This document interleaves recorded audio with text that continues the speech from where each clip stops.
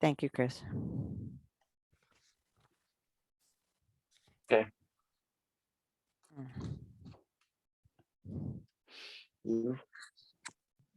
So I think, Gabriel, you're probably at 30 seconds now because I'm at 6:49, so you can start. Yeah, I've started. Okay.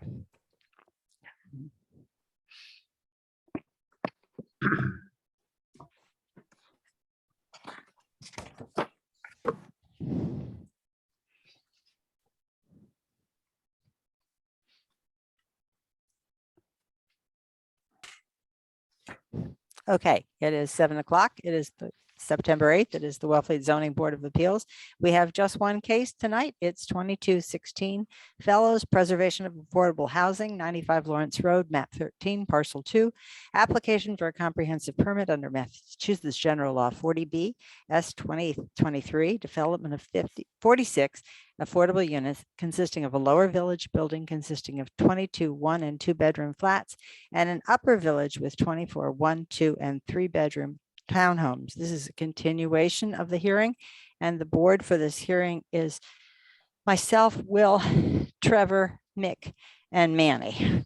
And I was going to begin with the presentation from the applicant, but if the applicant would indulge us, Mr. Curley from the Board of Selectmen has a letter he would like to read into the record about the project, and he needs to get to another meeting. So if you are willing, I don't know, Vita, are you going to speak for everybody else and say, are you willing to do that? Or Mr. Coburn, are you ready?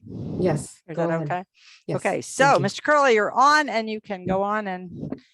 Okay, I'm reading this letter on behalf of the select board.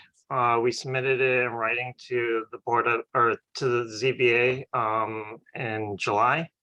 And for the record, so dear honorable members of the Wellfleet Zoning Board of Appeals, the Wellfleet Select Board supports the POA CDP application to develop 95 Lawrence Road. The proposal before the ZBA is a result of years of collective efforts by the town to bring this community housing initiative forward. This development is critical to the viability of Wellfleet. There are few opportunities to add a significant number of affordable housing units in a single project, and it's critical for this project that adds to affordable housing stock to advance forward in a timely fashion. The landscape for housing has changed radically within the last 2 calendar years nationally. These macro changes are particularly acute locally and have placed housing outside of the reach of all but the highest earners locally. The affordability gap between housing prices and wages for the average working person is not sustainable. In 2019, the median sale price for a single family home was $555,000. In 2021, the median sale price was $805,000, representing a 45% increase in just 2 calendar years. In the last 6 months, the median sale price has risen to approximately $900,000, or at least it was when this letter was submitted, according to Cape Cod and Islands Association of Realtors. Accordingly, the December 21st, 2020, Massachusetts subsidized housing inventory, Wellfleet has 38 permanently restricted affordable housing units, comprising only 2.5% of Wellfleet's housing stock. When residents lose their current housing accommodations, they find no availability on the rental market and all too often forced to leave the area. The Institute for Community Health study on the burden of housing costs in Massachusetts, completed in 2019, found that 44% of Wellfleet's owner-occupied households were housing cost burden, and 72% of rental or renter-occupied households were cost burden. Wellfleet has had the 3rd highest percentage of rental households that were cost burdened in the entire state, and 11th in owner-occupied households. No other town in the state had such a high proportion of cost burdened households in both categories. The 95 Lawrence Road development incorporates innovative solutions to improve the environment of Wellfleet. As part of this initiative, the town is developing a decentralized cluster wastewater treatment facility at this location. The system will not only treat the wastewater generated by the development, but also that of the surrounding properties, including the Wellfleet Elementary School, the fire station, and the police station. This will result in a net improvement in water quality. This facility is a critical component in addressing the water quality issues of the Duck Creek sub watershed in the targeted watershed management plan developed by the Clean Water Advisory Committee and approved by the Select Board on June 23rd, 2022 for submittal to the Mass DEP and the Cape Cod Commission. For Wellfleet to remain a viable community, it needs housing residents can afford at a variety of income points.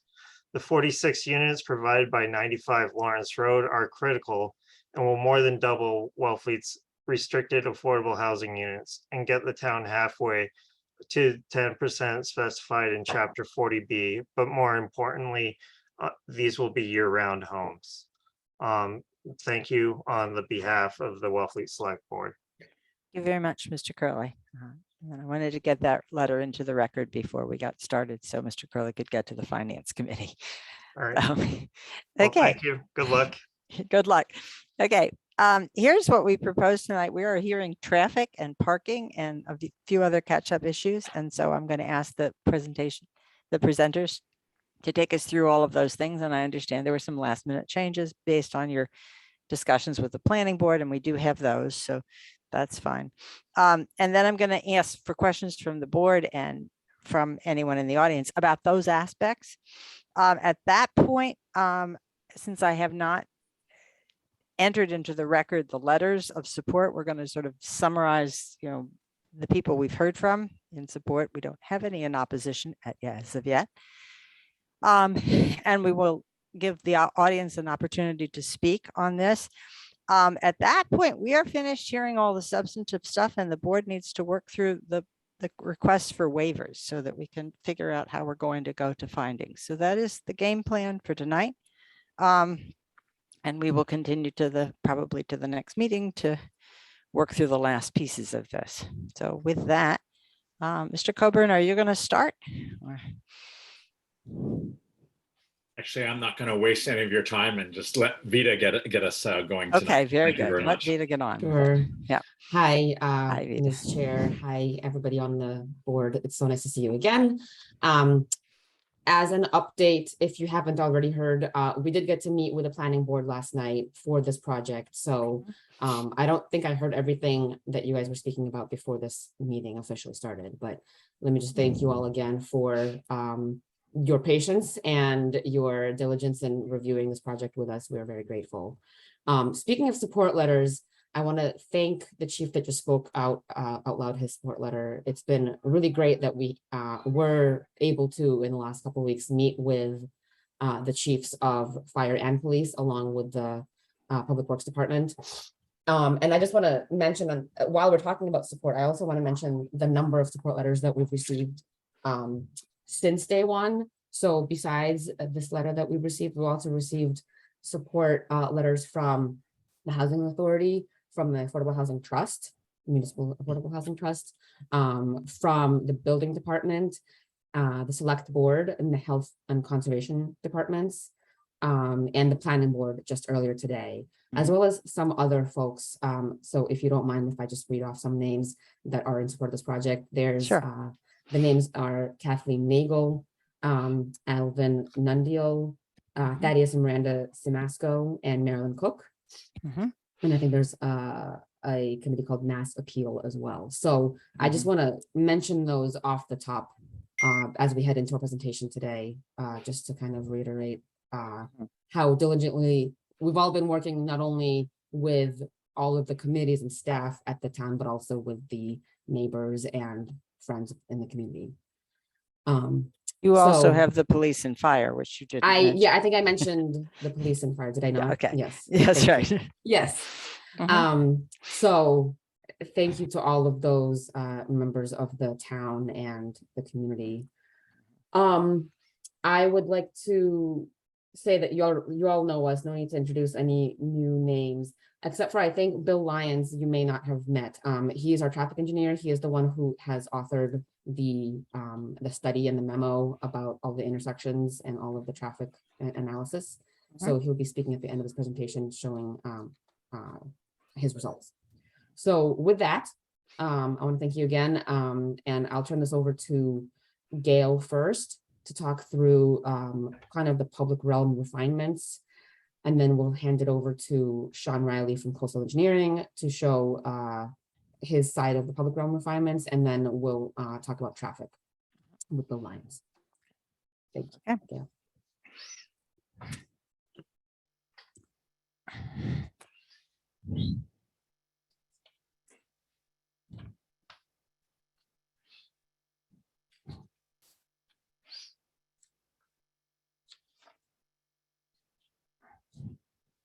Gail, your audio is not working.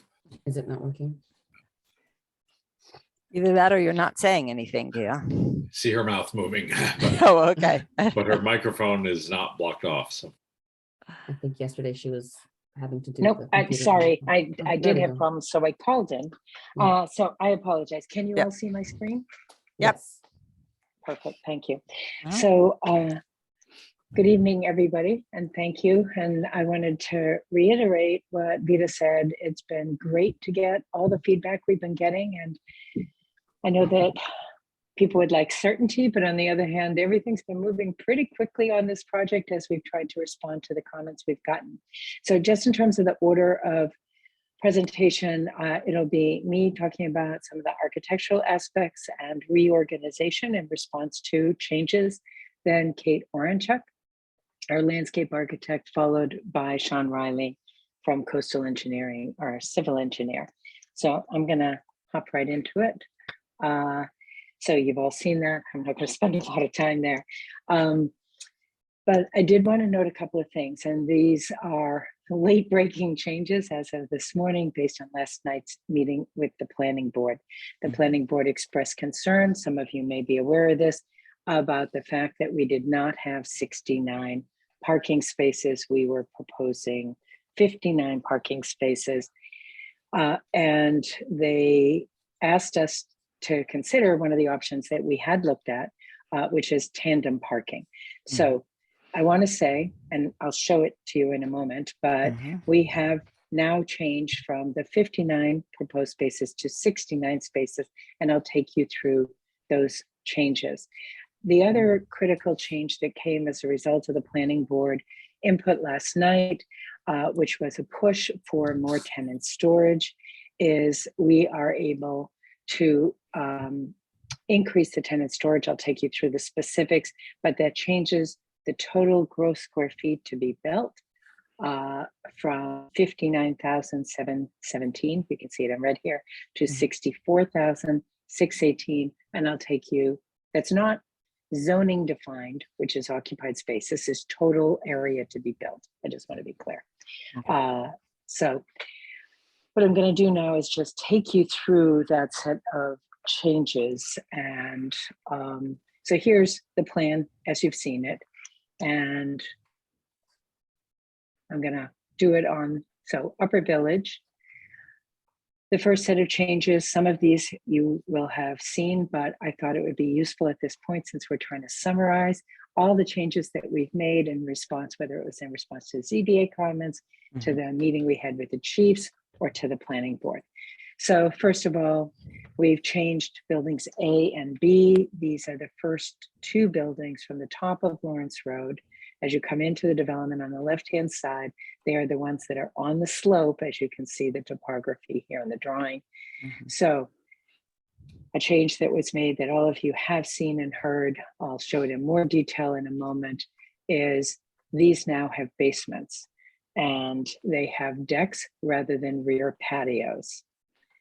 The next change I wanted to call your attention to, and this is true of all of the townhouse units, to simplify and frankly to be more cost effective, instead of having two paths go up to a pair of doors, we have a single path, but we have widened the front stoop that the two units share. So you see that over here on the right. The third change I want to call your attention to was the relocation. This was quite a while ago, of the maintenance shed and also the reconfiguration of trash. This works better for the trash and recycling company. And the relocation and reconfiguration of the play area and gardens. Excited that Kate will show you some detail about that tonight. Based on a comment from, I think it was the last CBA meeting, we've adjusted the crosswalks. Also, the building commissioner had raised this issue. It is perpendicular to Lawrence Road. So coming from the left side of Lawrence Road, as we're looking at it, coming across the road to the elementary school side of Lawrence Road. The bright pink here is the responses done today to in response to the planning board comments last night. So here's where I'm showing you what we call tandem parking. For anybody who doesn't know, that's parking one car behind another car.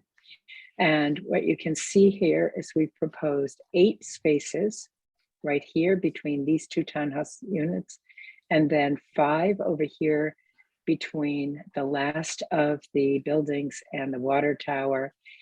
And the intention of this is larger households like 3 bedrooms and the 2-bedroom households that have 2 cars. The tandem spaces would be assigned space. All spaces will be assigned to residents, typically 1 per unit. Those who need 2 will get 2, and tandem spaces will always go to the same household, so that the issue about tandem parking is a coordination issue within a household and not a community coordination issue. Vita may want to talk about it more in detail, but I'll just say there's also an intention by Bipolar Communities to have stickers for the resident cars, so that it is clear to property management folks on site whose cars belong here. And then the other thing that I mentioned, comment from the planning board, we've now made both of the building A and building B full basements. And also we've done the same in the lower village, and I can get to the numbers that means in order to give a larger area of tenant storage. I think still to be worked out the details, but what we're thinking is there'll be some identified racks for things like kayaks and surfboards, vertical, stacked on walls. Also for bicycles, we're going to use height as much as we can in order to fit as much as we can in these spaces. And then we're hoping to also have some other kind of tenant storage for the things that are not sports equipment, right? Smaller items. So we're trying to work out all of those details, but it's been less than 24 hours, so we haven't worked them all out yet. So now switching to the lower village, changes made that we had, which we mentioned at the last CBA meeting, moved this building to be right behind. If you can see it, there's a very light gray line here where my cursor is. That's the existing building facade, and we are right behind it now. And we did this in order to relieve some of the difficulty at the slope from the ball field down to the parking lot, because we need to enable this walkway that's climbing up over 10 feet to be 100% accessible, which means you rise 1 inch in 20 feet, right? So it has to be pretty horizontal. So we told you this quite a while ago, we flipped the location so that the community patio now is back here, has its own point of access from the parking spaces. Coastal Engineering has redesigned this parking lot, and honestly, there's been enough meetings, I've forgotten if you've seen this version, but it's now curved to align with the road. That relieved the tightness of the radius of the road. It's a much more comfortable radius now for fire trucks. That's really the big demand because they're the biggest vehicles we expect to be here. And we had added 2 parking spaces based on our last meeting with you all that brought us from 57 to 59 parking spaces. We had also relocated the trash enclosure as shown here. And again, we have a crosswalk perpendicular to Lawrence Road coming from that path over to the school side and hopefully eventually the town may be able to do a sidewalk that would connect to the Long Pond Road sidewalk to carry people into town. Another comment, there was a lot of redesign that Civil had to take the lead on here, is, as you all know, there were issues raised in previous CBA meetings about retaining walls, people not wanting to see tall retaining walls. Building commissioner also raised the issue because anything that's 30 inches or higher requires a fence for safety. We are now down to 2 low landscape walls. This one will be less than 30 inches along here. And there's a wall here that will be no more than 29 inches as well. There will be no fence. We've been able to get rid of that altogether. And so now what we have, I think, is a very pleasant path coming down here to cross Lawrence Road. And again, in response to comments from last night's planning board, we've shifted a couple of things. We've added a parking space over here. You see it in hot pink, and another over here. This will be the now singular short-term parking space. And in total, this is 69 spaces. And the other thing, again, like at the Upper Village, we had originally had a half basement here with less than 800 square feet of tenant storage. We now have the full basement, and I'll get into the numbers later if you want them. But we have quite a substantial amount of tenant storage at this point. I'm going to quickly flip through these. These were actually requested by the planning board, but I'm not going to talk about them. You all have seen them. I do want to talk about this because it is one of the significant changes, which has allowed us to get rid of tall retaining walls and fences other than the ball field fence itself. So what we did is we raised the first floor of this building and the grade at the parking by 2 feet. That seems counterintuitive, right? Because we were trying to keep this building as low as we could relative to Long Pond Road. But what it does is it improves the project by allowing a very reasonable change from the ball field at 83 down to the parking lot grade at 77 feet. And in this particular section, it will change. At 80 feet, we find that path that's climbing up the hill. And so here you see what's probably the highest point of that wall, and it will be no higher than 29 inches in order to not have to have the fence. And again, these are things that you've seen before. I didn't know the planning board asked for these, and I thought you all might want to see them. I'm going to flip through them quickly. If you have questions, I'm happy to come back to them later. These are individual elevations as they've been developing in design development of, this is building A, the first building on the left-hand side as you enter Lawrence Road at the upper side or from Lawrence Road. And one thing I wanted to note is here you get to see the rear decks, the stairs coming down because that is their second means of egress. And we bring siding down so that should anybody from Old Long Pond Road see up and see this building, they're not looking at a concrete foundation. They're going to be looking at siding.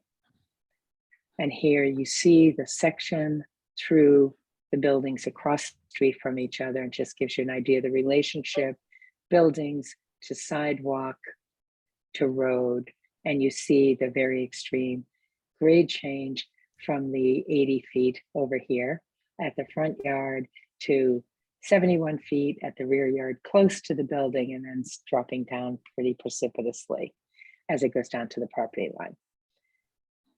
Again, I'm going to flip through these quickly because you all haven't raised any issues about them, but I want you to know that as we've been responding to the things you have raised, we've also been developing the design to be a good community for people. This is building B, again, one of the ones with a basement.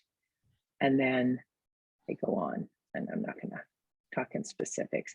There have been some changes as well to the community building. We've actually reorganized this to make it a little more efficient inside, give more space for packages to be dropped off and held for residents, since that's a big deal these days in all housing. People receiving things through UPS and USPS and whoever else.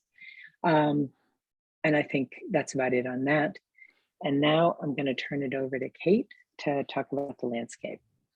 And Kate, just give me a heads up when you want me to move slides. All right. So we've been further developing the landscape from what you saw before. Next slide. But the overall concepts are the same in that we have the same guiding principles of saving and protecting existing vegetation. Proposed vegetation will be native as much as possible with year-round interest. We have 3 distinct landscape zones. I got ahead of myself there. Woodland edge, I should say, which is primarily made up of the existing vegetation that will be supplemented where needed. Maintained landscape, which is, you can click again, I think, Gail. All the spaces, the kind of garden spaces between the between and around the buildings. And you can, again, go ahead.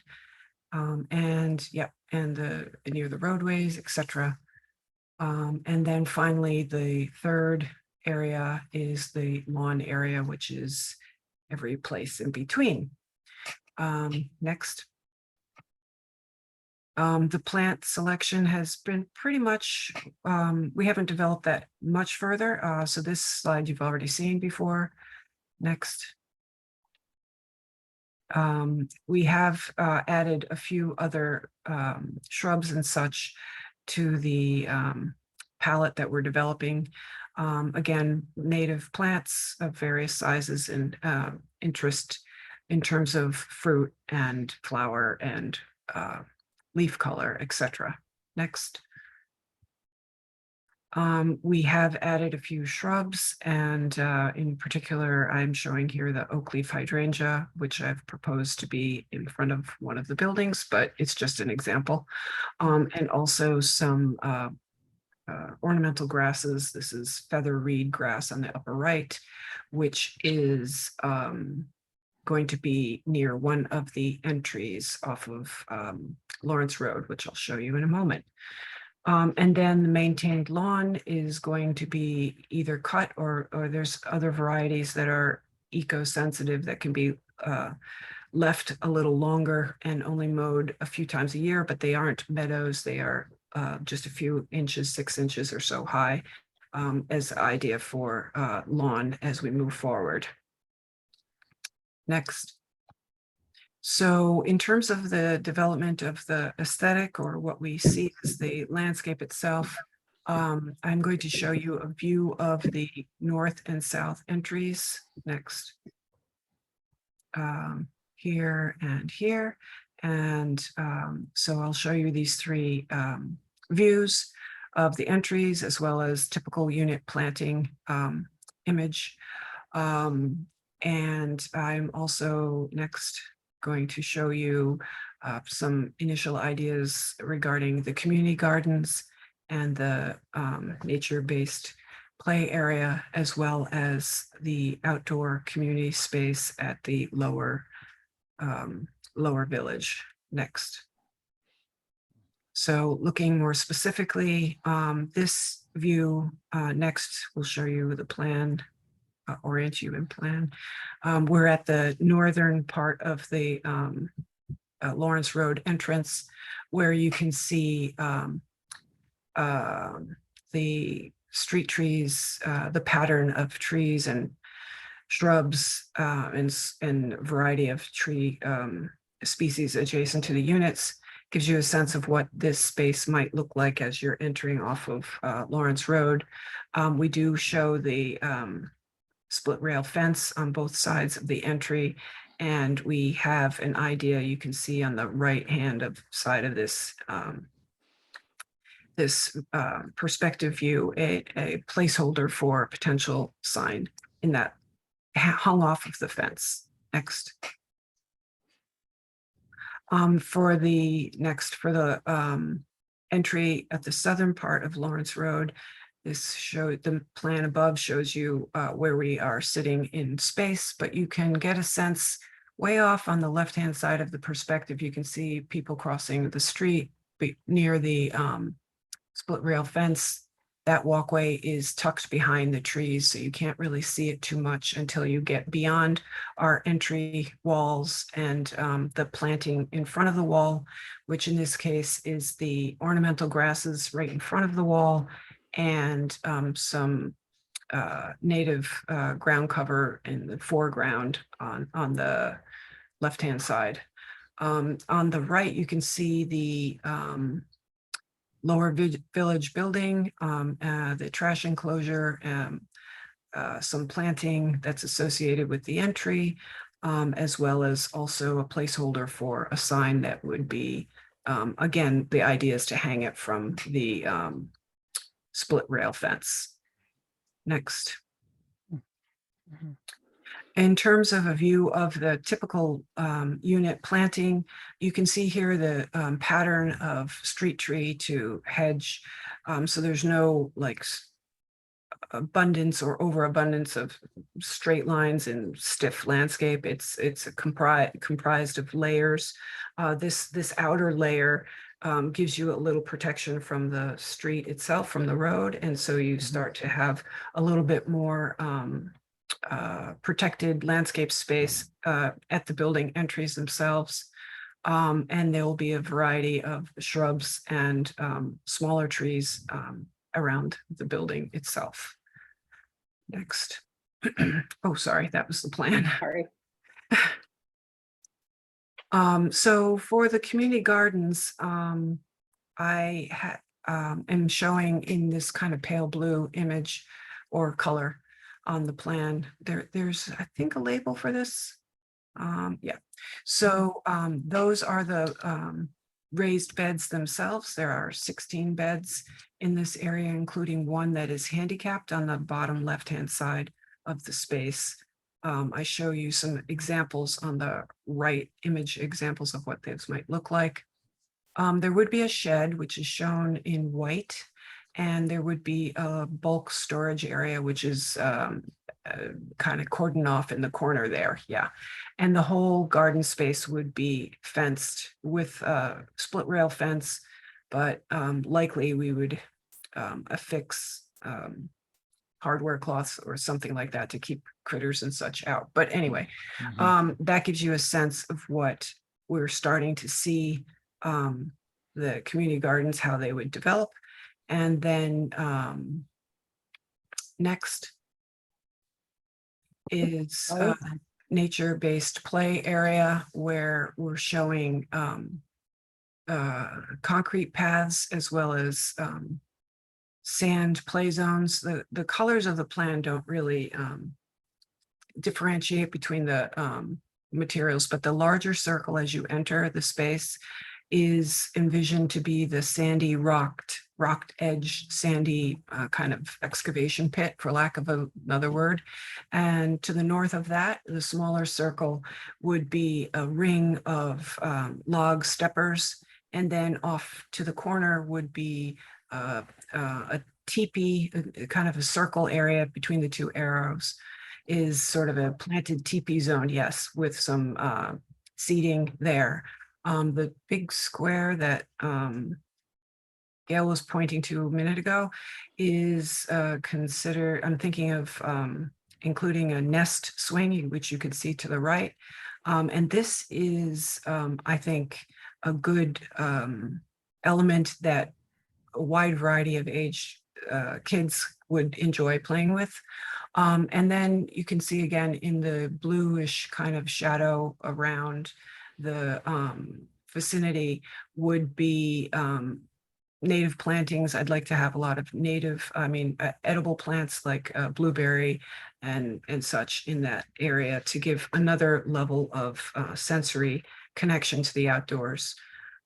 Any kind of benches or seating would be natural logs, refined, but still natural looking. And I have a couple of places which are a little hard to see, but a couple of seating areas in the nature-based play zone. Next. And this is a close-up view of the community space. The precedent imagery on the right hasn't changed, but the kind of layout of the space has. So you can see that there's a pergola off to the right-hand side of the space. And that is in part sort of screening of the Tower Road and such behind, giving us a little bit of kind of enclosure feeling here. There is a several kinds of seats. There'd be lounge seating on the lower portion, different sized tables for dining in the bigger space. And on the northern bar is sort of like, yeah, a counter and outdoor grill, etc., things of that nature. And interspersed throughout is planting kind of tucked into the space, helping to define the spaces and giving a kind of a personal touch to the space. Next. Or village community, and thank you. Thanks, Kate. Okay. And Bill, I think you're up. Thank you. Thank you very much, and appreciate the opportunity to present to you this evening. As Vita mentioned, we did do a typical traffic impact and access study for the project. Our initial area of interest and geographic scope for the project included 3 intersections. One was Long Pond Road at Main Street. The other was Long Pond Road at Lawrence, and then the third was Lawrence Road at Old Long Pond Road. We analyzed those intersections under existing conditions, and then we overlaid on top of that the projected trips that would be generated by the project, and analyzed the intersection using standard level of service software called Synchro, which is endorsed and required by MassDOT when we do traffic studies for them. And the results of our analysis indicate that all 3 intersections will continue to operate at a level of service A, which is the highest level of service during the time that the project is open and operating. So I couldn't ask for a better result with that. Next slide. Sorry. I was asked also to compare, excuse me, to compare the trip generation rates for an affordable housing project, which we refer to as land use code 223, versus the trip generations for a convenience market, which is land use code 851. Those land use codes referred to the trip generation manual published by the Institute of Transportation Engineers, which compiles trip generation information from all over the country and provides a baseline for us to estimate how many new trips a project will generate. Comparing the trip generation from the proposed residential development with a notional convenience store, the convenience store would generate roughly 3 times as many trips as our residential project, which is pretty significant and demonstrative of how little impact the affordable housing project will have. Next slide, please. These 2 graphics show how the trips would be distributed on the local roadway network. They have the trip generation for the morning and evening peak hour on the left, and on the full build traffic volumes on the right, which is the new volumes added to the existing volumes. As you can see, the development will result in 13 new vehicle trips per hour in the peak hour on Lawrence Road, another 30 per peak hour on Long Pond Road. That results in less than 1 additional trip per minute, which is fairly inconsequential in the context of this project. Slide, please. So we were asked to take a look at the intersection of Route 6 at Lawrence Road and Grosse Hill Road. We hastily conducted some traffic counts and prepared a traffic memorandum, which I believe has been provided to the board to analyze the intersection. The net results of our analysis indicate that the average delay at the intersection will increase by approximately 0.02 seconds or less as a result of the project. That's an average across both peak periods and looking at the two intersections together, but that's a pretty insignificant increase. I would say our industry would call that a negligible increase in the context of a traffic study. With that, I will turn it back to whoever is next. And that's going to be Sean Riley of Coastal Engineering. Thank you, Gail. Can you show the slide with the lower village? I guess if you could go back to the lower village so we could take a look at the changes to the parking area. Sorry. Oh, wait, the one that we generated? Yes, yes. Oh, I think it'll be a little easier to see the changes. So we heard both the zoning board and the planning board. The major concerns were parking, and we heard that loud and clear. So we've worked hard to come up with a scheme that gives us that 1.5 ratio that everyone was looking for. Planning board requested in their letter. So we've added 2 spaces to the lower village area, one at the end, and we've got a short-term parking space that was added in the area that she's showing there. So along with those and the 8 spaces of tandem that we'll get into in a minute, we've come up with the 69 spaces to meet that 1.5 requirement. The other aspect was as Gail said, basically the transition from the ball field down to the parking area. We had to have some large walls. We came up with a creative way to deal with that, which was essentially just pick everything up. And it gives you a good cut fill balance between the material that we're bringing in and having to export. It gives us a better view of the building. But more importantly, it gives us an area that we can transition up to the ball field with a seat wall. Essentially, there's going to be a seat wall along the back side of the walkway that's only going to be, as Gail said, 29 inches tall. So people can come up and sit along that wall. There's a accessible ramp that gets you up to that area. And there's also a stair for individuals that want to walk directly up to that walkway. And so there's no ramps along that walkway. So there's a nice walkway that runs right around the ball field all the way and connects you back to Lawrence Road on the upper village. So those were really the 2 major concerns. There weren't any changes to any of the infrastructure, any of the drainage, any of the utilities, other than we were able to bring everything up a little higher. So from a cost perspective, everything worked out with everything that we were doing. If you want to jump up to the upper village. sorry for all the clicks. Yeah, no worries.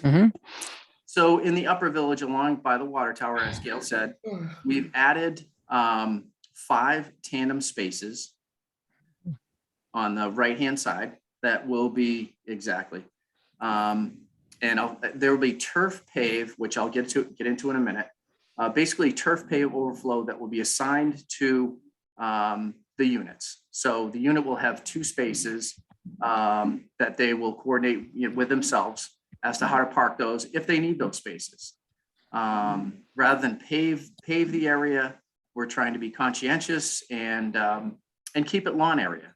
So you don't see the mass of paving. So we've got 5 adjacent to the water tower, and we've got 3 in between the buildings, as she's showing there. So with that, we can pick up the 69 spaces to meet that 1.5 requirement. Can I just share my screen? Let me stop. Yep. I think So essentially for those of you who don't know what a turf pave system is, essentially it's an interconnected reinforced plastic grid that goes underneath the lawn area that can support up to essentially fire trucks. So it's used for fire trucks access. It's used for overflow parking. And the end result is what you see at the end is just lawn. But underneath that is a grid that can support up to fire trucks. So we feel that this is a great way to provide additional parking without having all the additional pavement. With that, I'll move on and open up any questions. Okay. So Vita, do you have anyone else to present? No, I think you've met enough of our team. No, we can keep going. No, I did want to mention that we have our lawyers on as well. That's Marion Rose and Andrew Singer from Singer and Singer. Yeah. Correct. I forget Okay. the name. Thank All you. right. So they are here to answer any questions if you haven't by chance questions on the zoning waivers. Okay, well, That's it from us. we'll get to those in a minute. Right now, I think maybe the board has questions on the things that Yes, thanks. that we've just heard. So I'm gonna kind of go around and find out. Will, are there things you'd like to ask about? I don't think so. I'm impressed with the changes. I may have some questions at the end, but I don't have any now. Right, okay. Mick, do you have anything now? Not right now. My questions will go to conditions of when the construction is going on. Okay, sure. Trevor? I don't have any questions at the moment, no. Okay. Where am I finding here? Al, do you have any questions? I don't really have any questions.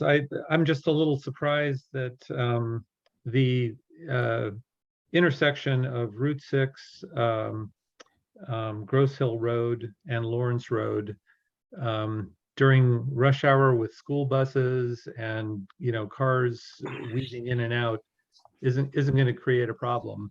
But I will accept, the study that that has been made.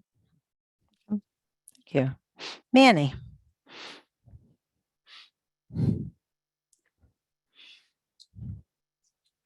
Manny, you need to unmute. Manny, you yourself. need to unmute. One question was, since you're raising everything, is the lower building height being raised too? Yes, it is. And I apologize because I should have mentioned the height. So it is I will say this is a little bit approximate because we don't have all the structural framing settled yet, but it's going to be 49 feet or a little lower. Yeah, that's what I thought too. Okay, so the on the road side would be higher, but then the back side would be lower because you've raised the dirt up higher. Exactly and right. The other concern was too about getting from Route 6 onto Lawrence Road, and that coming out of there is where I think there's going to be a big problem. But like you said, the study has indicated differently. So that's all I had. Okay, thank you. Jan? Jan, you're muted too. Sorry about that. No worries. Thank you, Sharon. I do have a few questions. Yeah. The first one, just some clarification about parking. First of all, I'm really delighted to see that there are going to be at least 69 spaces at this point. That's terrific. One question would be, this one spot has been designated as short-term parking. Who do you envision using that? And are there going to be empty spaces for, a friend who comes over? If they're all being assigned? Well, there are 46 units, and so 46 will be assigned, and then it will be up to property management how many more of those get assigned to households that have multiple cars. And then as for the short term, we wanted to make sure that somebody picking somebody up, especially if we think about seniors living in the 3-story building, that if somebody's coming to pick them up to take them to the adult center or shopping or whatever, that there's a place that they could do that, or if somebody's visiting. So we haven't figured out, I think POA Communities, the management team, will need to figure out what is short term in this case. Is it 30 minutes? Is it 2 hours? But I envision that there will be a sign there that will say short term parking for a limited time.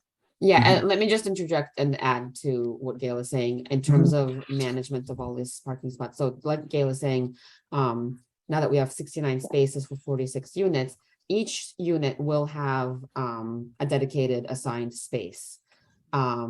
The overflow, and not only is there kind of, extra because we're meeting the standard of having 69 spaces for 46 units, but at both at the lower village and at the upper village, there are more parking spaces than there are units.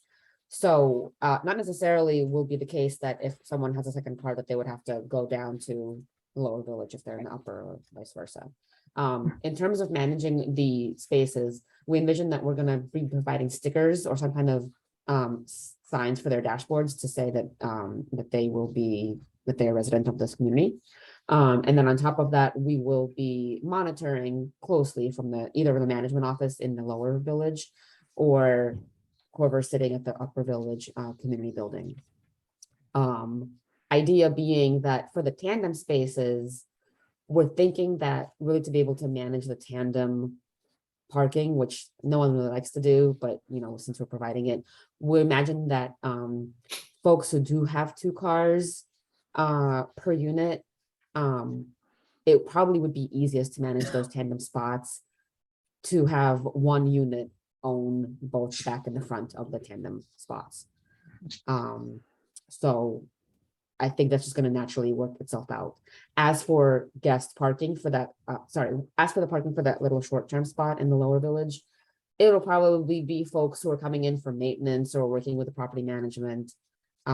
We'll sort that out, but I have experience with other properties where, there's 30-minute only spots and it is monitored by a management office who has eyes on that spot. So I think that spot will be in close proximity for the managers to kind of monitor. If I could just add too, in the course of managing, so one of the benefits of having on-site management and assigned spots, there'll also be, when a resident rents a unit, there'll be a clear understanding of what the availability of parking is for that resident. And there won't, if that's not going to work for them, then they need to not rent that unit. If they're a family and have three cars, they're going to need to get rid of a car or find out some alternative.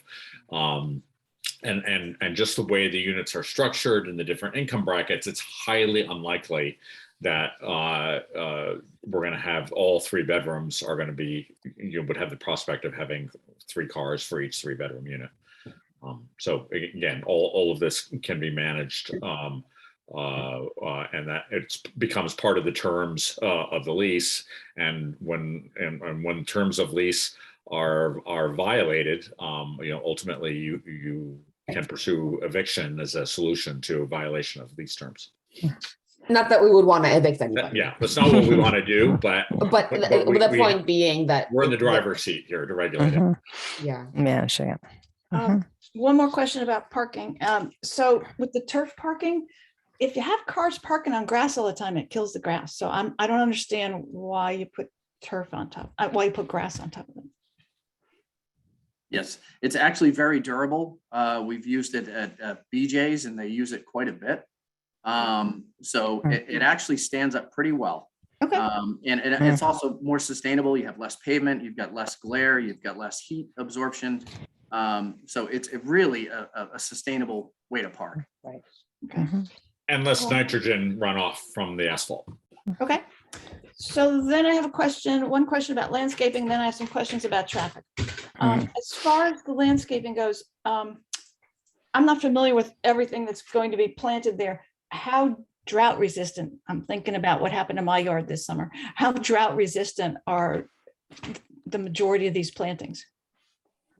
That's a great question. And so the answer would be that because we're selecting native species, they tend to be more drought tolerant than others that are non-natives. And but we will also add a category of drought tolerance when we do our final selection. Will there be irrigation or, how? So Gail and Vita, we kind of talked a little bit about that. I don't know how that ended up with the irrigation. Yeah, we Just haven't curious. 100% landed on the irrigation question. I can say it's tied to, there's an existing well, which I think we mentioned at some point in a ZBA hearing. Right. And the existing well has to be replaced anyways because it's in the way of, I think, one of the houses, but anyway. So it's going to be relocated. And so there's a possibility, but we haven't fully explored it yet, that since it's there to irrigate the ball field, it could also irrigate this property. Okay. There is a question about cost, so Right. we're not going to promise Sure. that right this minute. I'm just hoping that you plant things that don't need lots of water because it could be tough. I think after, we've all gotten a lesson this year. Oh, right? yeah. So then I have the rest of my questions about traffic. So the first one is there's a waiver being asked for 6.3.15 egress, and I'm just wondering what criteria you're not going to meet for that. There's Yeah.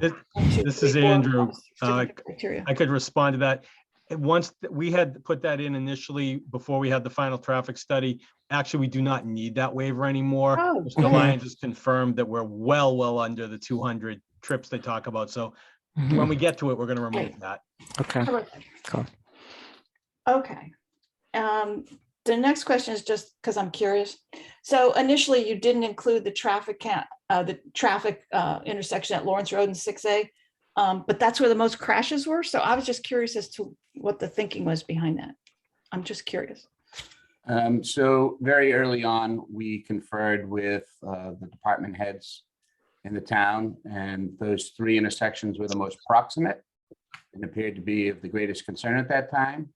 It was not by any intention that we didn't count that particular intersection. There really was no logic any further than our conference with the town and what intersection should be studied. Okay. Couple more quick questions. So Long Pond Road and Main Street, and this is a kind of a tricky intersection because people are always, it's a right turn only onto Main Street, and people are always cruising through there on bikes. I've had it happen to me several times this summer. They don't stop. Do you see any way perhaps that the town could make that a safer intersection? I don't know, a stop sign with lights or something like they have on one on Route 39. I mean, it's not on you. I'm just curious with your knowledge if you have any thoughts on that. Yeah, and there's a delicate balance between preserving the charm of the neighborhood there and installing more brighter, more visible traffic control devices without conducting a really larger safety study of the intersection to determine what safety history it has.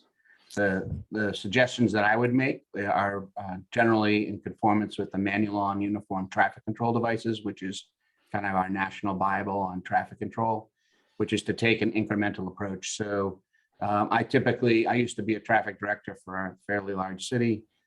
We would take a very incremental approach, perhaps putting up stop signs that have actual flashing lights on them or reflective materials.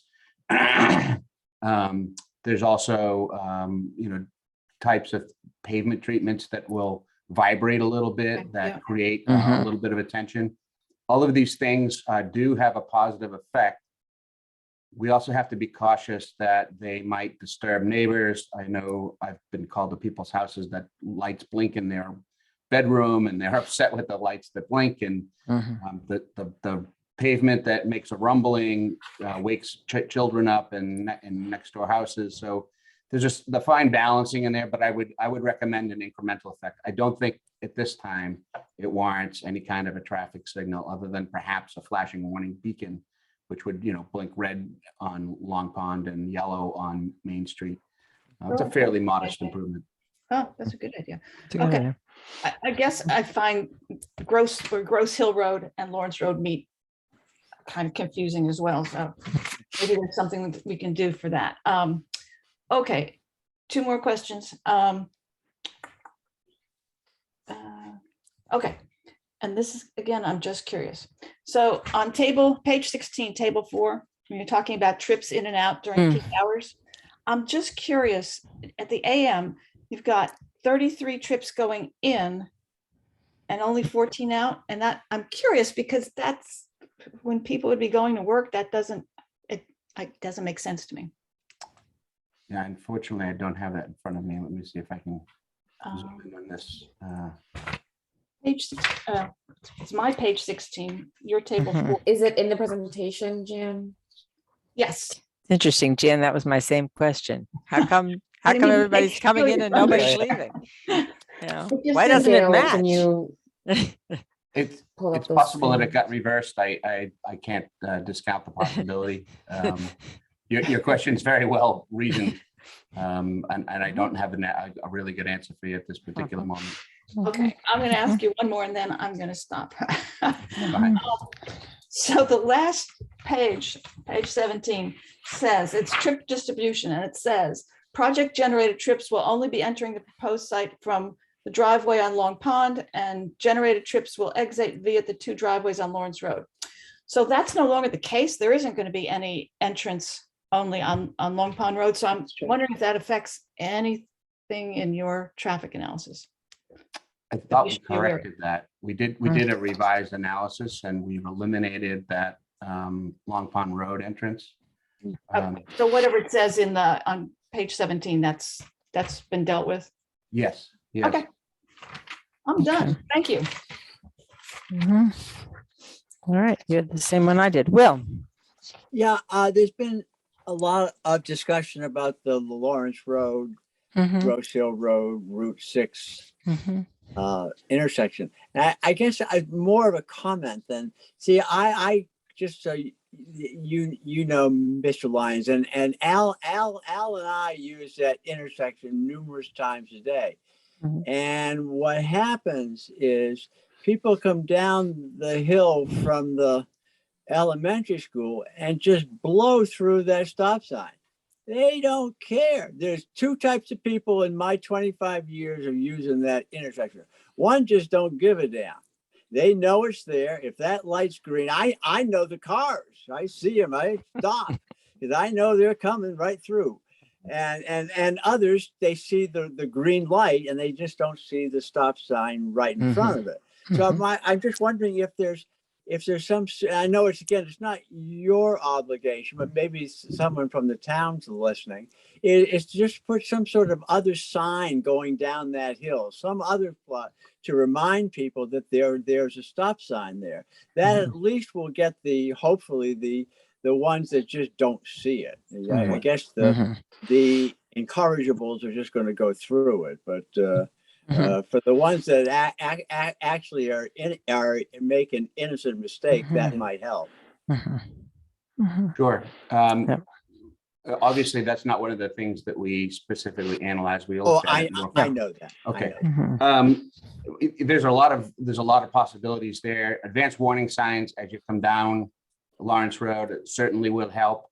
The opposite extreme is to actually incorporate the Grosse Hill intersection into the traffic signal, which would control traffic on both streets. That's, considerably more expensive, but has sort of the definitive impact that you're asking for.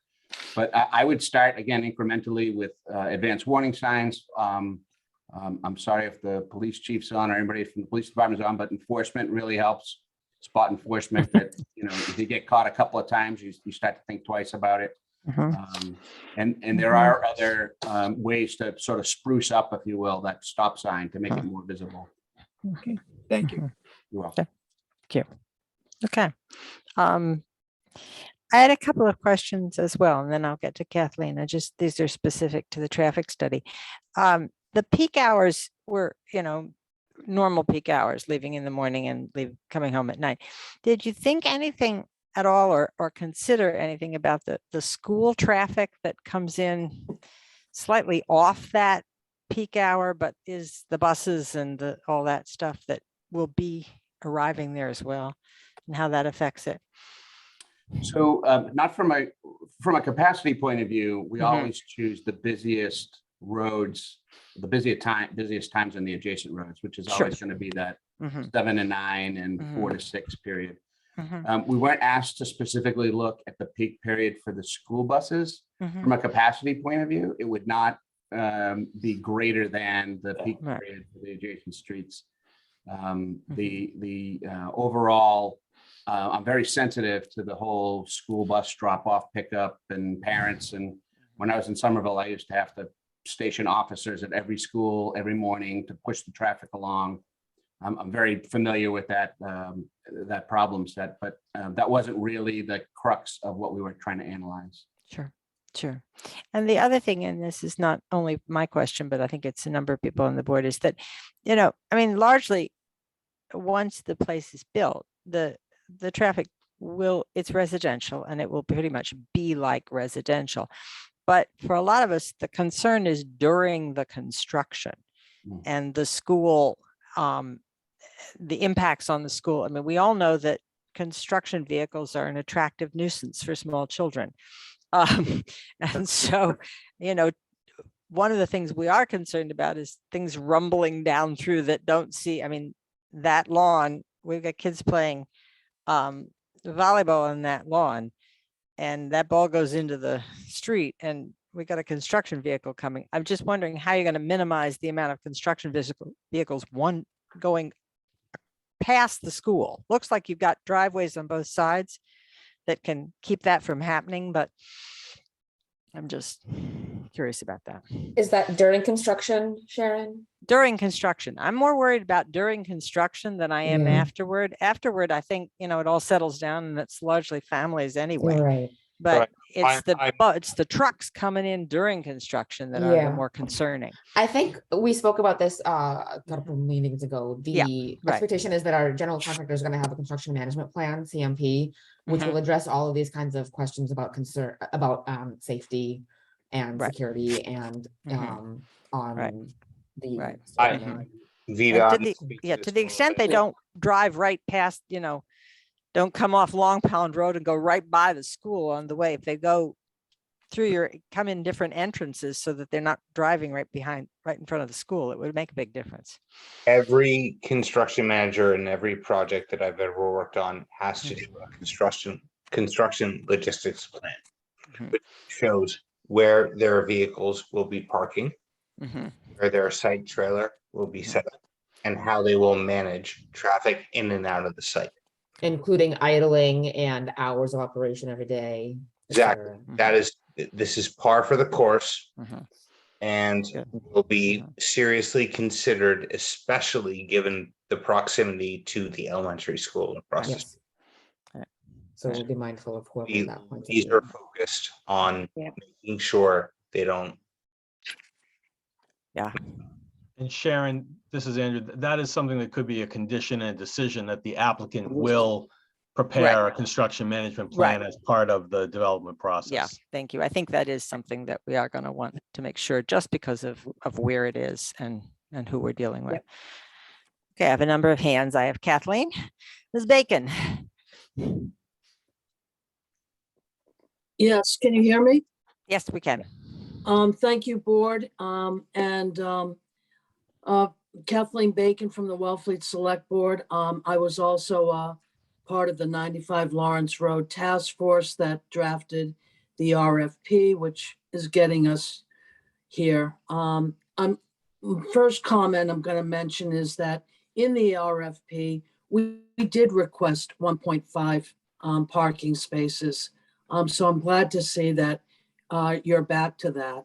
But my questions primarily tonight are for Catherine Orenchuk. And I hope you'll indulge me because I've got quite a lot to ask you about. I think this is a very ambitious landscape design. And I don't mean that as a criticism, but for the area, it's a very ambitious landscape. I agree with Jan Morrissey that it's going to require water. There's no escaping that. There'll have to be some type of irrigation provided to sustain this landscape. And I'm wondering if you're considering, you know, drainage or runoff from the roof angles of the buildings. There's been no mention of gutters or rain chains or drainage swales, anything up on that site that can help us retain what little water you're likely to see over the course of our summer months here. My second comment goes to hardscaping. You mentioned in the nature play area that there will be some type of concrete path through that. I just think concrete and children is not a good mix. I also would prefer to see a material where, again, water can permeate the soil.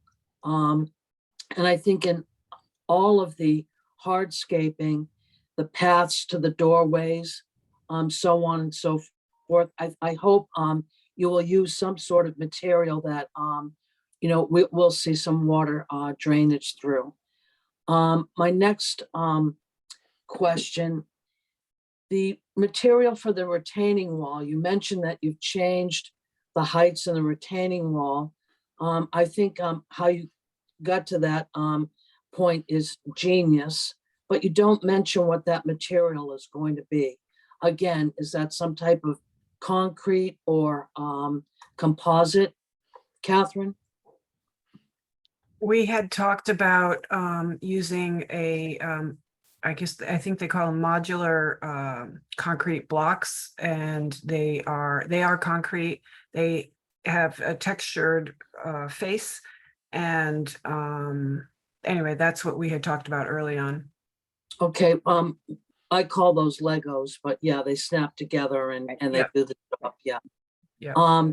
And can you give us some idea of the square footage on the paving? How much of the area, the site in general there, what is the square footage of paving? Again, my concerns are for water and water retention on the site. Yeah, that's a great question. I can answer that question. Oh, This is perfect. Sean. Yeah, this is Sean Riley. So essentially, we are taking a 100-year storm event and recharging it directly on site with the buildings, with the paving, with the lawn areas. We've got yard drains, we've got roof drains, and we've got pavement drains. And we're adding on Storm Scepter to basically refine the stormwater before it is recharged with these subsurface drainage structures. So everything is recharged on site and brought back to the groundwater table. Thank you, Sean, for that. I think it's very important. I would have considered that to be part of the landscape design that Catherine presented tonight. And again, my last question, Catherine, is are you using privet? You showed some areas where there'll be hedges. Are those privet, or is it another plant material? It is not privet. Right now we're showing inkberry, which is a native. It looks a little bit like privet in terms of the leaf, but it's a deciduous shrub that is native. And the grasses, the feather grass in particular, are you going to be, you know, binding that in some way so that it doesn't become invasive? The lawn grass or the ornamental grass? The ornamental feather grass? Oh, okay. That it doesn't spread like that. It's a clumping plant, so it won't spread, but we can it won't do that. Okay, thank you very much for your time, Madam Chair. Thank you very much, Bacon. Okay. All right, Nick, your hand is up. Yeah, thank you, Madam Chair. Just for the record, we need to find out if Kathleen was speaking for herself or for the select person. That's important, or for the select board. That's important for the record. Kathleen, were you speaking for yourself or for the select board? I'm just asking questions for myself. Yourself. I thought so. That's I just for the record, introduced that's fine. myself that Right. I am on the select board, but Yeah. yes. Mhm. Yeah. Okay, great. Yeah, my question is, I know when we did the last few of these that we put into our, we put in as part of our decision making was that I know when we're going to have the school in and out that we will require a police detail at that site during the time that children are being picked up and children are going. Also, I know we're very, very strict on the hours that the contractor can work on the site, especially during the summer. We have to make sure that we keep the place available for our visitors, that there's not too much disturbance. And if I remember correctly, on the last one, we had an absolute no loud musical items, radios, whatever on the site. Yeah, okay. Also, we limited work on a Saturday till noon. And then, so that could be part of the findings when we get down that part. Okay. Of it. But I know we were very, very specific on our details with the police, noise abatement, and the rules of the road and so on. Okay. Great. Thanks. Yeah, good point. And Jan. Yeah, just about the construction management plan. Would it be appropriate to have that shown to our safety officials, you know, the police, and to see if they have any comments about it? Yes. Do we need to put that in as part of the condition?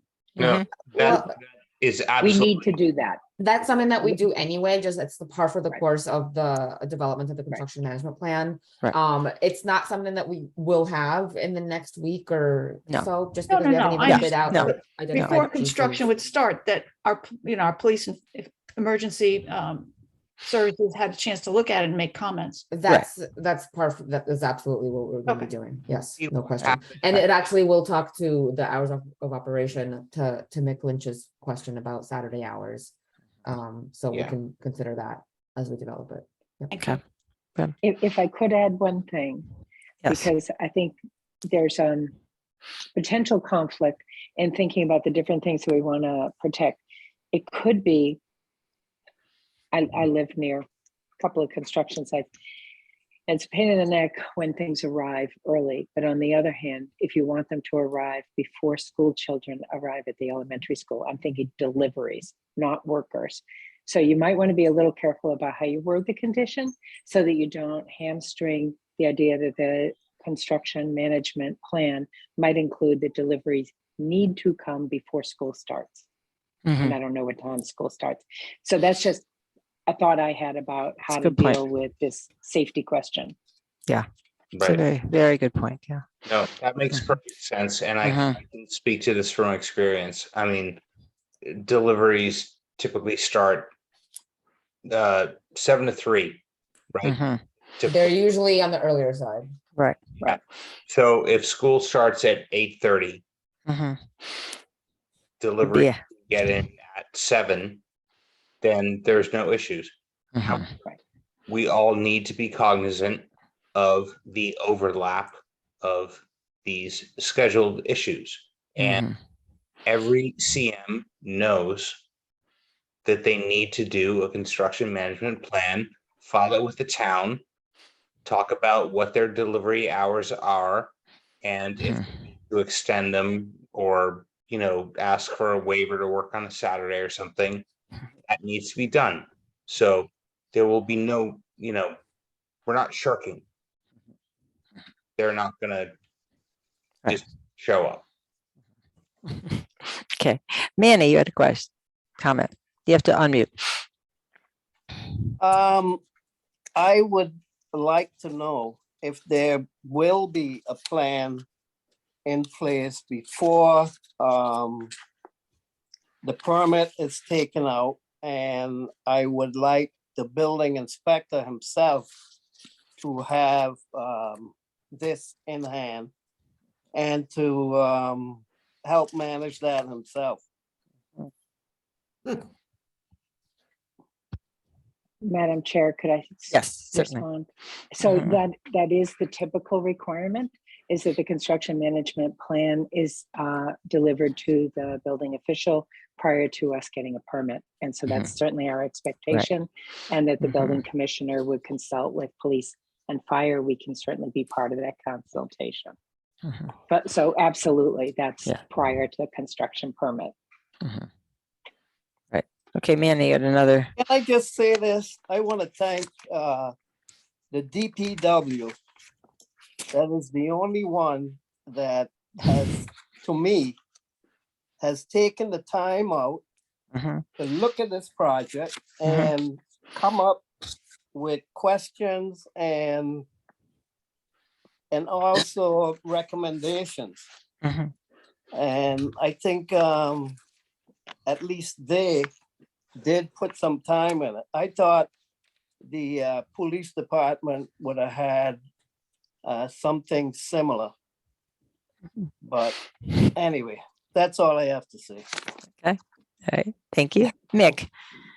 Thank you, Sharon. Just one last question. I would like to see the management plan before we issue a final permit, just so that we can see any finer details. And also, this board is proactive. We're trying to help these folks along to get this done. We know how important it is, but we also have to remember that the lifeblood of this town is a tourist economy. So during the summer, when the construction is on, we need to be very mindful of the times. Obviously, they're going to work during the week, no big deal.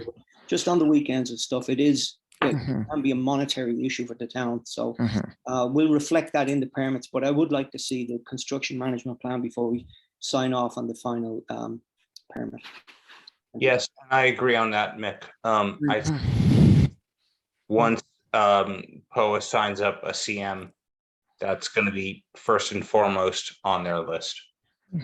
If I could just to clarify, if Mick, you were talking about having the construction management plan before this board votes on the comprehensive permit with conditions, that's not something that's practical. Right. But That's it not can gonna happen. certainly would be done before, as has been discussed, before the building permit has been issued. And a Right. copy can certainly be provided to the Board of Appeals. Yeah, correct. Right. You have to have a CM in place before you issue a CM plan.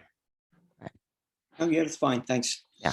So it would be a condition of ours that such a plan has to exist. So That's our like- condition in giving the permit. And The- then they must file that before they can build anything. Yeah, logistics plan. That's extremely fine. common. Every single municipality requires it. So Thank And you. the condition could read simply that the construction management plan has to be provided and accepted by the building department. Yep. Yeah. Sounds good. Thank you, Andrew. And what about police and fire? Absolutely. I was just, when Alex had talked about the building commissioner, or one of the comments was the building commissioner who might reach out to police or fire, but Right. my assumption is that the building commissioner will have all the input he needs before, we'll certainly reach out to everyone, but that Right. those would all be in place. and everyone is happy to review it. Thank you. We appreciate that. We just want to make sure that we're on the same page when we're issuing the permit and that there's no hangups on it. Yeah, 100%. I know. You don't want someone showing up at 7 a.m. when no one's expecting them at 7 a.m. That's Right. the size of it. Exactly. Manny. I just had one last question. When do you think the project will start if everything goes through?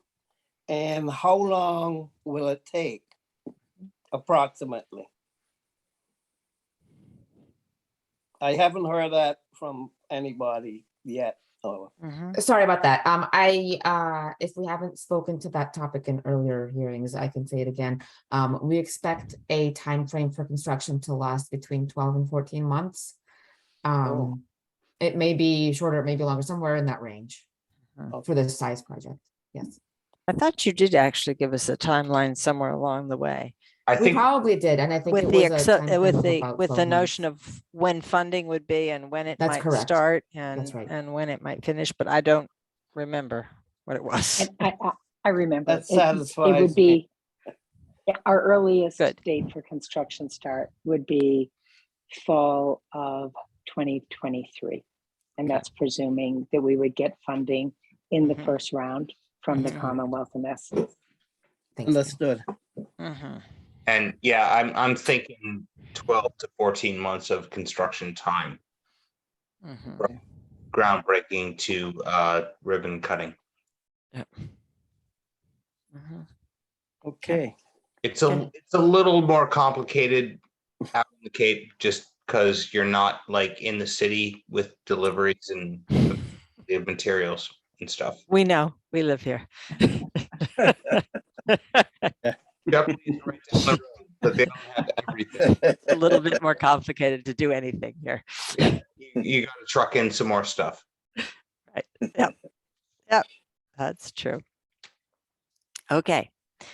I see no more hands. Is there anyone from the audience who has any questions about this?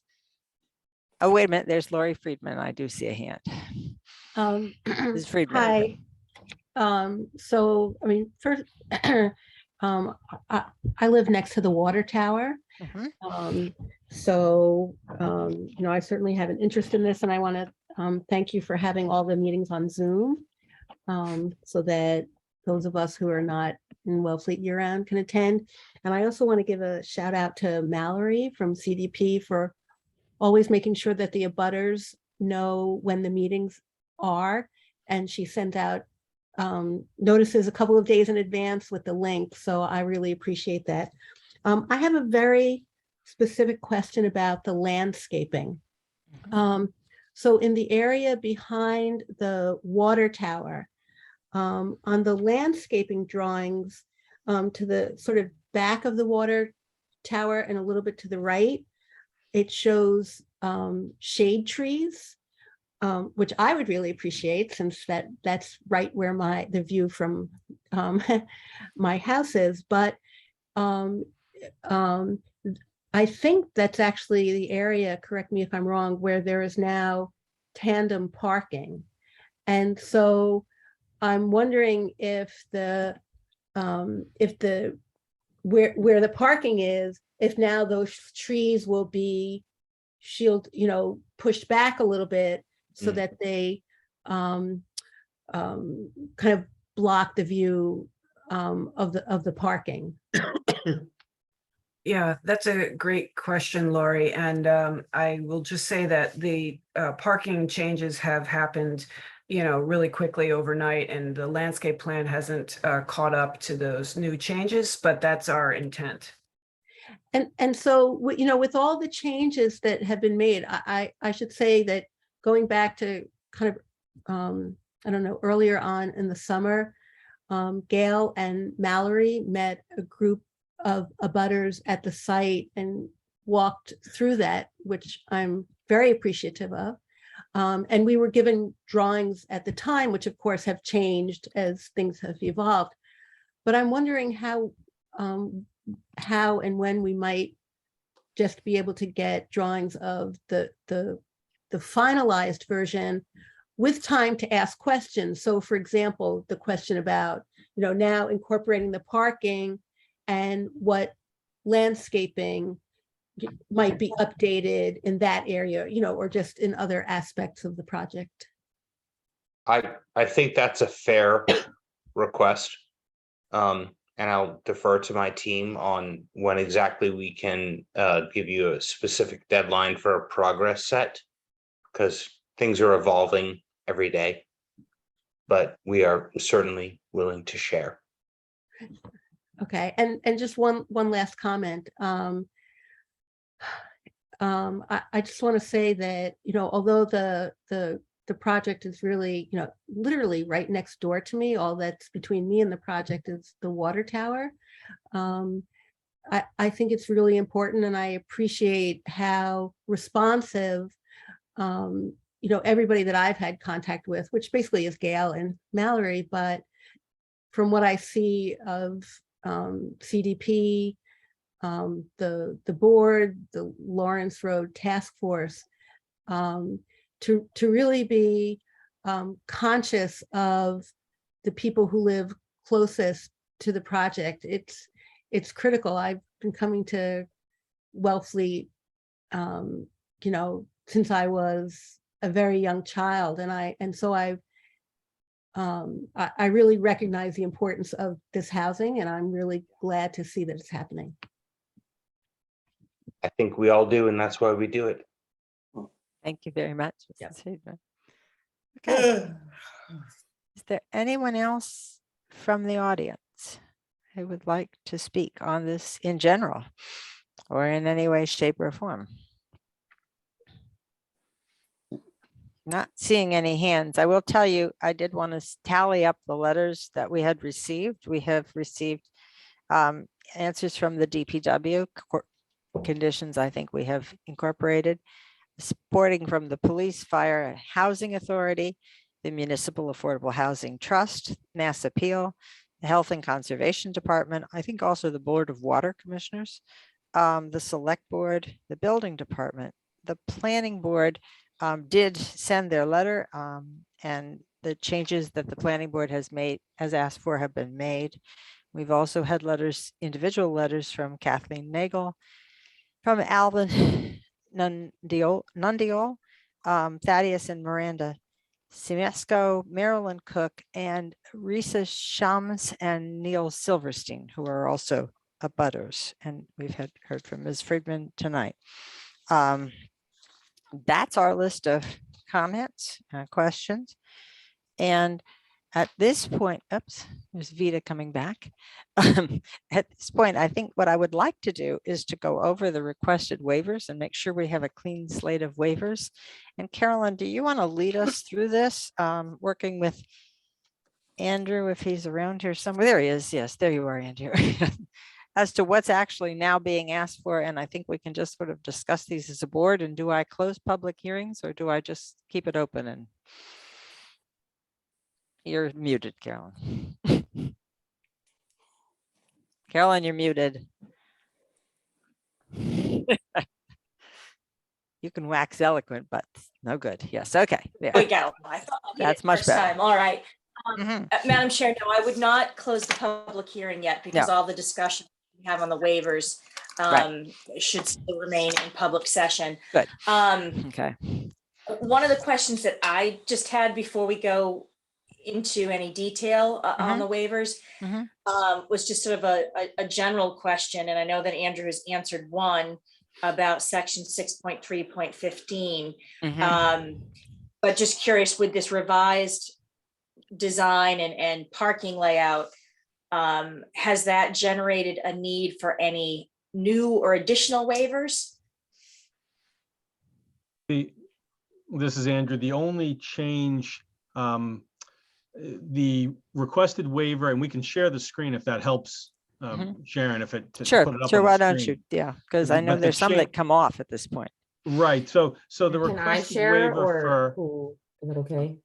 Yeah, while you're doing that, Vita. So Carolyn, the requested waiver for number of spaces would come off because 69 spaces is required and 69 are provided. However, we still need the waiver for the size of the spaces. Size of the spaces. Okay. Yes. All right. And if it's helpful, we could start at the top. I appreciate any questions, but if it's helpful, we no, could. I think we definitely should go through because I think it's also important for the board. And I'm assuming that Andrew, between you and me, we are drafting this decision. It's important, I think, that we also understand where on the site plan any of these waivers come into play if it's not immediately obvious. Right. No, and absolutely, that's fine. And I'm happy to work. We're happy to work with you on either preparing a draft or working on a draft. But yeah, so when you're ready, Madam Chair, we can start. Okay. And Carolyn, I think the question, does it generate any others? I don't think it generates any others. It does, however, change. The building height waiver is is now even taller than it was before. So correct. We're asking not for 44 feet, but for 49. It'll be 49. 49 just round up a 0.05, but yeah, it would be 49. Yeah. That being said, it is at the highest peak only, which is in the center of the building facing away from the road. So from the road itself, it's actually not going to be as tall, but that is a waiver. Absolutely. Yeah, that is a waiver. But I don't think there are any other. I don't think the egress generated any others based on this. I think they were basically taking things away. Except taking one off. Taking one off. Egress Yeah, actually probably two off. Two off, correct. Yeah. So we might as well go through them one at a time. Okay. Okay. I mean, I can talk through the parking space. Sure. Always proposed 9 by 18 feet. That's what we show, and that's what we own. So that has not changed. And it does meet, I think, Alex, it does meet accessibility requirements. It's a waiver from zoning, but it is accessible. And yes, where we are required to show accessible parking spaces. We have the drive aisle, or sorry, 8-foot aisle between spaces for van access. Yeah. That All has right. never changed. So the parking space definition will be the same, the waiver will be that we will be allowing 9 feet, 18 inches instead of 18 feet, rather, instead of 9 feet, 20 feet. Questions from the board on that? Anybody? Madam Chair, can I just ask, Alex kind of glitched out a little bit on my end. Did I hear also something about aisle width mentioned? We have accessible spaces provided at the upper and lower villages. Uh-huh. And Okay. have 8 feet. I don't know what you want to call them. Accessible aisles between the parking spaces. MAAB requirements. It's not a waiver, Carolyn, but it is another Okay. aspect that even with the 9x18 spaces, what they've designed is accessible. Yes. Okay, thank you. Yeah. We met with our consultant and we are completely in line with what needs to be done. Okay, so they're ADA accessible, even if they're a little bit smaller. Yeah. Questions on that one? I don't see any. How about 5.3 seems to This be one is, there are a few of them like this, this is just in order to have this type of use on the right, property. right. Yeah, yeah. Gotta have it. Gotta have it. Right. Multi-family residential and a single family, There seem to be a lot of them. We seem to have a lot of different rules about the Several same of thing. them do. Yeah, there are 4 or 5, I think, that are the same effective thing. But Yeah. the Yeah. next one is the one that you mentioned, which is the height. building height for the lower village, which is the number of stories and the height. Those are waivers that are being requested. Yeah, right, right. Did anybody want to speak to that? Anybody on the board? Fire department is good with that height, given their equipment? They are. Yes, they've Okay. said it's fine. Okay.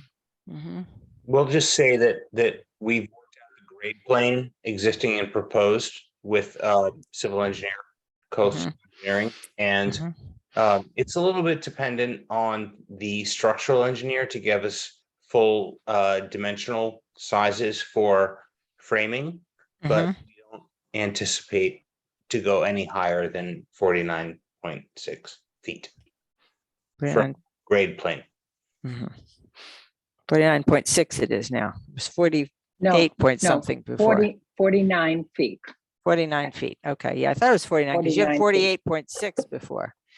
Trevor, you had a question. I just wanted to clarify, is it only it's only the large building in the lower village that exceeds the height limit? Is that correct? All the other buildings are within, or? That is correct. They are all conforming. Okay. Yes. Yeah. Okay. All right. Any other questions about that one? 5.4.5 is the same kind of one as 5.3. It's the intensity of use. Correct.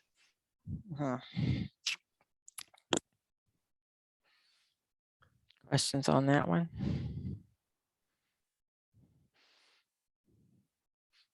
All right, we're skipping E. E is coming out. Correct.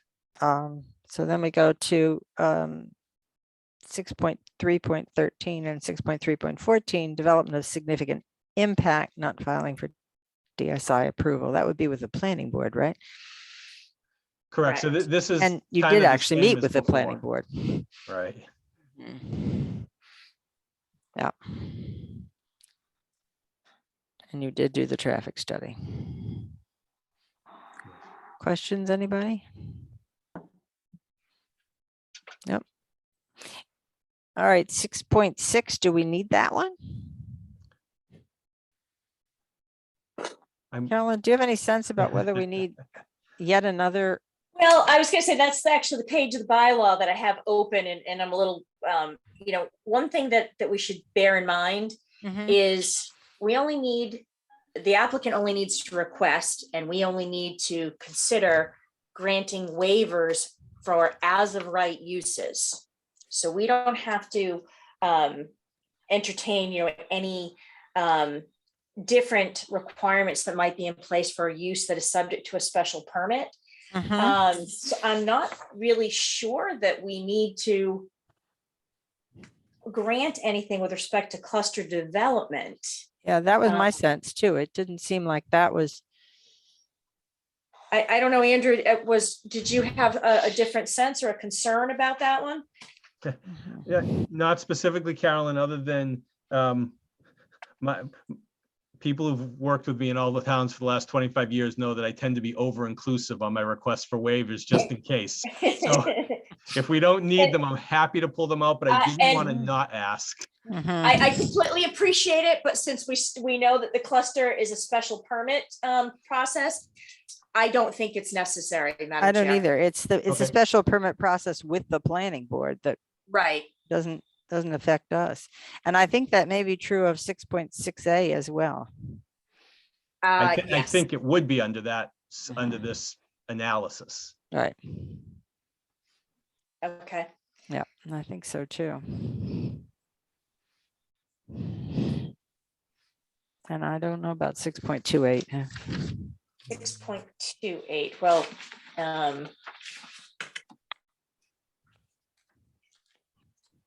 that's one that we're amending on Saturday. So let's. Yeah, 6.28 is changing as we speak. So I think hard to this was know- one that we hard to keep track of it. inserted. We weren't sure. It was before town meeting vote. I think that's why we put it in. Yeah. Again, it's a special permit from the planning board as currently written. So I don't think this is necessary either because it's a special permit requirement. I don't either. I think we're doing these as a Form B, which brings us to signs, which may actually give us something to talk about.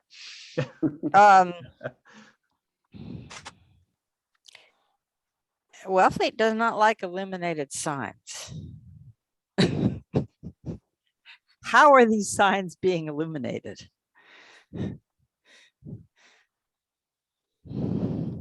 Well, what I can say, because the signs have not been designed and we have been talking about this, is I don't know if they are illuminated. And I would imagine that if they are illuminated, they would be illuminated by a landscape light, something low.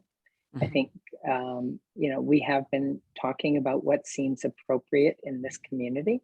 And what Kate showed in the sketch is one of the things we've been talking about, which is a sign that's mounted to the split rail fence. So it's low, it's subtle. And so if it's to be illuminated, which perhaps is a good idea for winter time, dark at 5 o'clock, then we would have that be low. And in a context, because I know this is a concern, in general, our lighting outdoors would all be night sky, dark night lighting, right? So because we have a would be number very of conscious developments of that. with signs in this town, and none of them have lights. Right. And so the question really is a wayfinding question, I think, for somebody who's visiting at night, right? Somebody they've never visited before, making sure that they can find a way. Honestly, we've been so busy with the other things, we haven't really caught up with this. And so what we had talked about was asking for as many as we might possibly use without actually knowing how many we need. Sure. That's the really honest answer. Sure. Will, you had a question on this? Yeah, one. my only comment on that is, it might be nice to have a landscape light as we all age. That might not be a bad idea. And the other reason in this particular location, there's no other houses on the road. So True. It's not like the general public's going to drive by and see it. So I think this is a sort of unique situation in that regard. Good. Interesting. Anybody else with comments on? Trevor? I'd have to go back and read the bylaw specifically, but I think you're allowed to have a light on the sign. I think you're just not allowed to have an illuminated, a self. Yes, right. I think you're absolutely right on that. I was trying to read it before, and I think it's that you don't have an illuminated sign, but you can have a landscape light on the sign. Yes. Yeah. I mean, I think if you drive around town at night, almost every sign for a business in town would have some kind of light on it. Light on it, sure. But not internally illuminated. But not internally. Not internally illuminated. I think that was what they were That's trying what's to. definitely not allowed. Yeah. There'll be no neon signs. I can guarantee you that. Does anybody have I any think we're questions all in about the agreement. size or number of One these last signs? question. Do we have a bylaw on limiting the amount of time that the light is on? Does it go off at midnight or something like that? We do not, I don't think. I just was looking so. at I just signs curious. before. I don't think so. Okay. I don't think so. Does anybody have a question about the size? I do. Yes, Jan. Do they have to be 8 feet tall? Somehow that seems kind of high to me. But I'm short.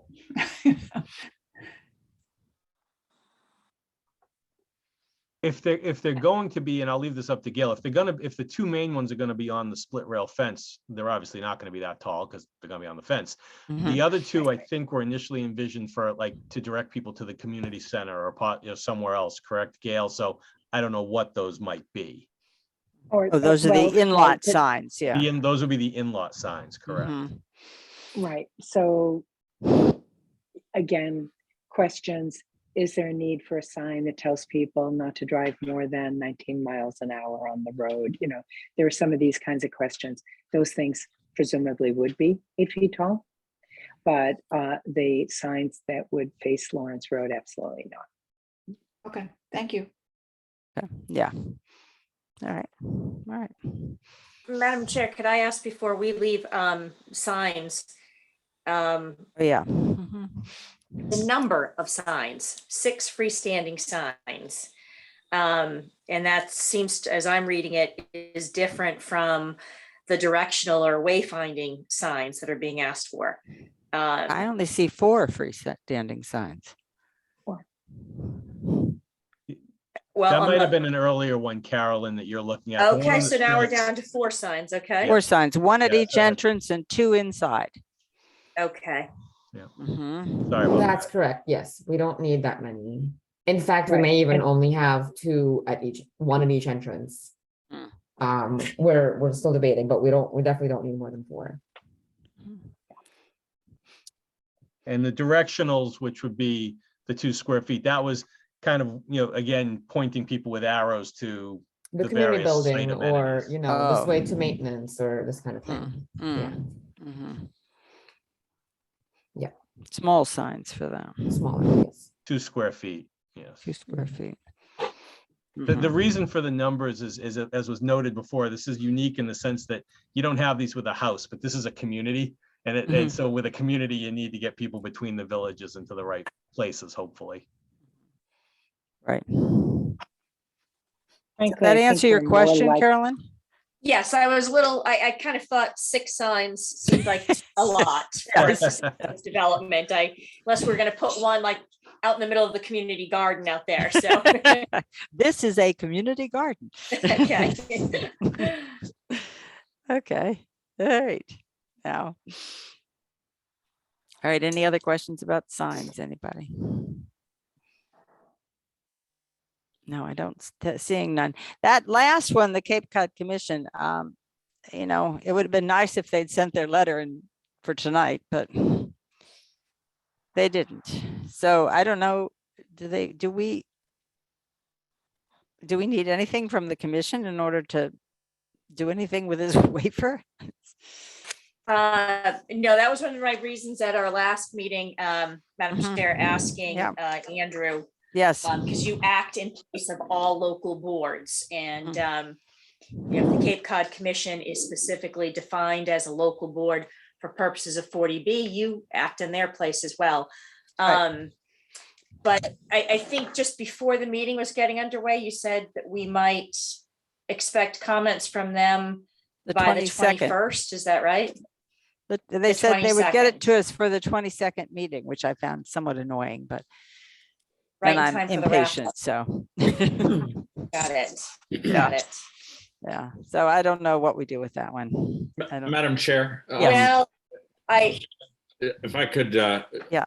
So per the bylaws of the Community Development Partnership, the Executive Director of the Cape Cod Commission is designated as a member of the CDP board.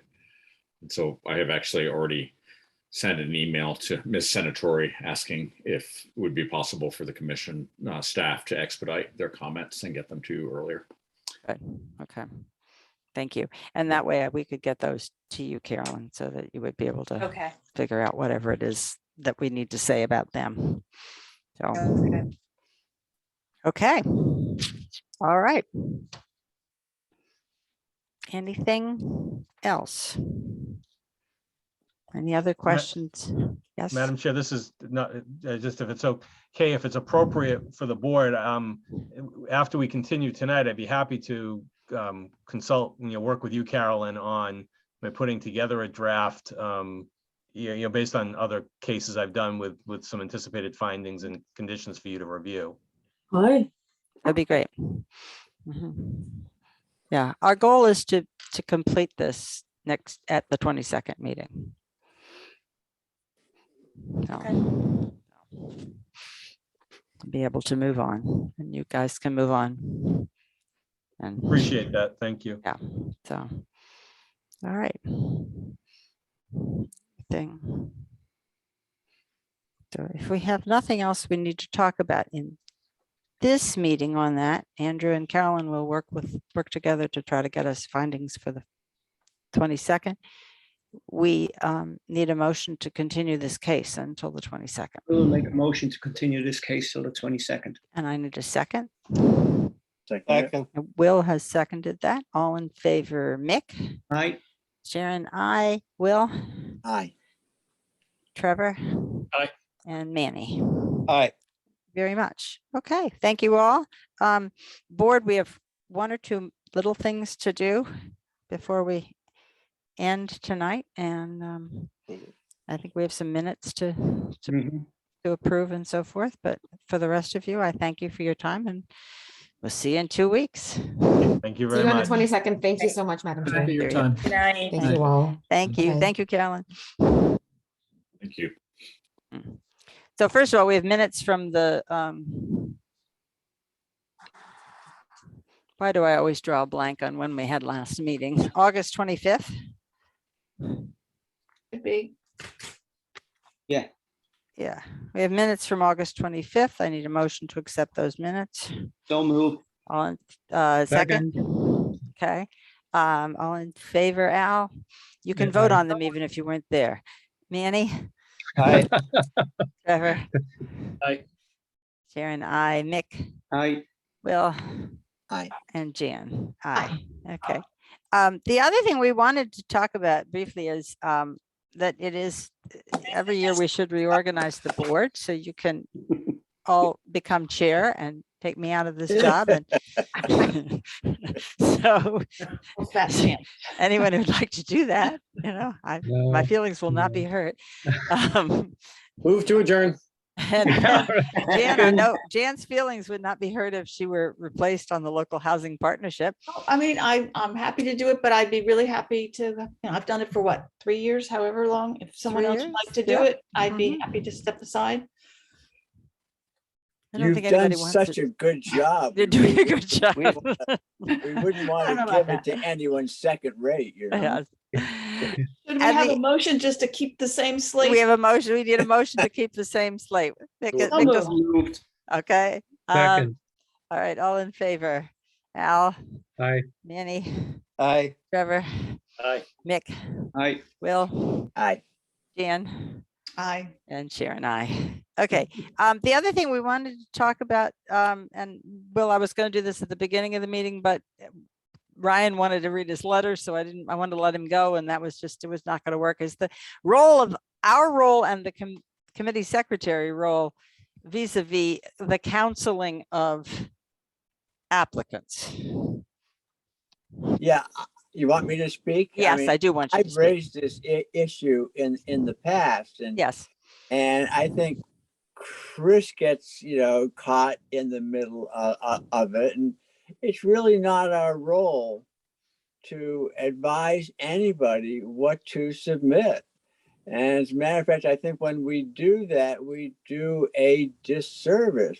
I think we need to keep in mind that we are basically, in some ways, a judicial board. We don't tell the litigants, a judge doesn't tell the litigants they need to do A, B, C, and D.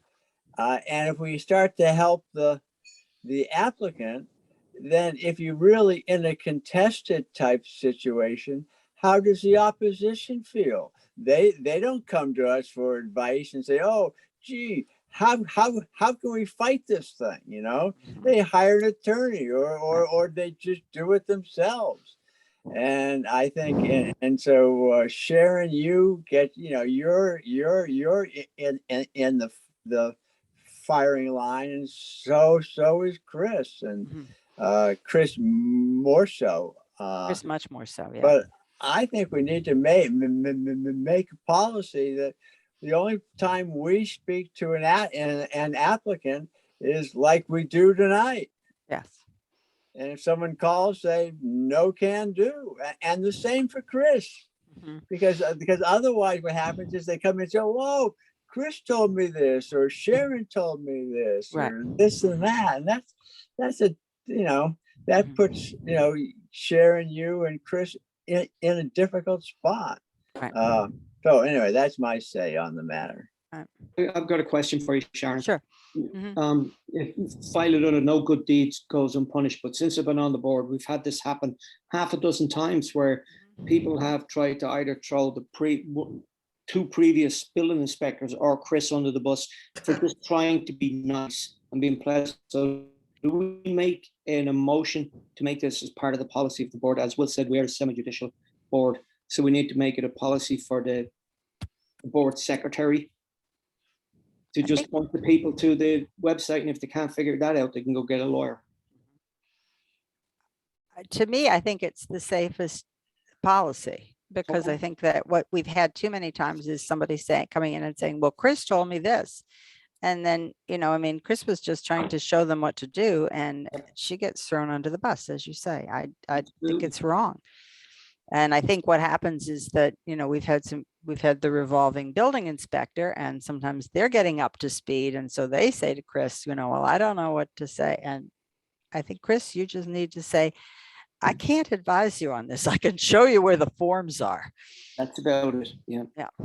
Yeah. I would. So do we make this official policy of the board? Yeah, I think you're right, Mick. And I think what we ought to do is I'll volunteer to write something up, because I wouldn't want to just do it on the spur right now. On the spur of the moment, but yeah, that would be great. And I'll write something up and send it to Sharon, and she can distribute it.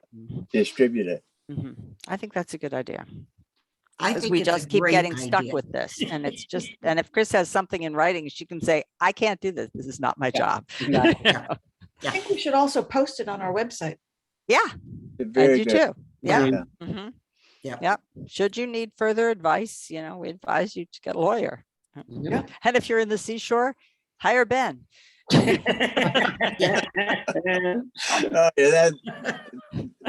That would be professional of us.